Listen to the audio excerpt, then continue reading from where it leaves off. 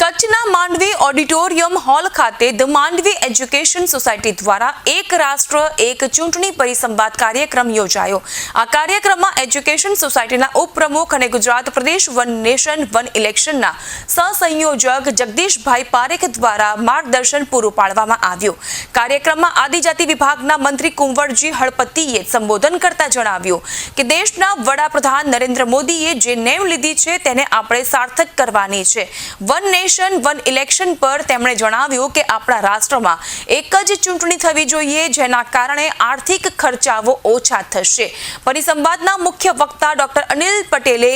એક રાષ્ટ્ર એક ચૂંટણીથી થતા ફાયદાઓ અંગે માર્ગદર્શન આપ્યું હતું। વિવિધ ફેકલ્ટીના પ્રોફેસર્સ અને વિદ્યાર્થીઓએ વન નેશન વન ઇલેક્શનને પણ સમર્થન આપ્યું।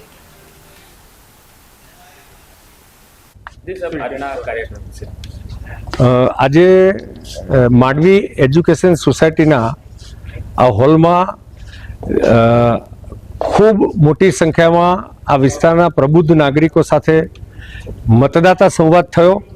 અને એક રાષ્ટ્ર એક ચૂંટણીના સંદર્ભમાં જે એના ફાયદા અને એનો ઐતિહાસિક તથ્ય કે કયા કારણથી આ 5 વર્ષ સાથે થવાની જે ચૂંટણીઓ હતો સાયકલ લોકસભા અને વિધાનસભાની જે તૂટી એની વાત, એના શું ફાયદા છે, એના આર્થિક ફાયદા, સામાજિક ફાયદા, વહીવટીય ફાયદા, પોલિસી મેકિંગના ફાયદા, પોલિસી પેરાલિસિસમાંથી બહાર આવવાના ફાયદા અને કુલ મળીને કોડ ઓફ કન્ડક્ટના કારણે જે સ્થગિતતા આવે છે એમાં એને 5 વર્ષમાં દર વર્ષે જે આવે છે એમાં નાબૂદ થવાના અનેક કારણો અને ઐતિહાસિક રીતે અને ટેકનિકલ રીતે શું ફેરફાર થશે બંધારણની જુદી જુદી કલમોમાં, આ બધી જ વિગતોની વાત આજે થઈ અને અહીંયા ડૉક્ટર્સ હતા, ફેકલ્ટી ડીન્સ પણ હતા, પ્રોફેસર્સ બી હતા, સ્ટુડન્ટ પણ હતા અને બધાએ ખૂબ મોટી સંખ્યામાં ભેગા થયા હતા અને એમણે આ મુદ્દાને નરેન્દ્રભાઈના આ હેતુને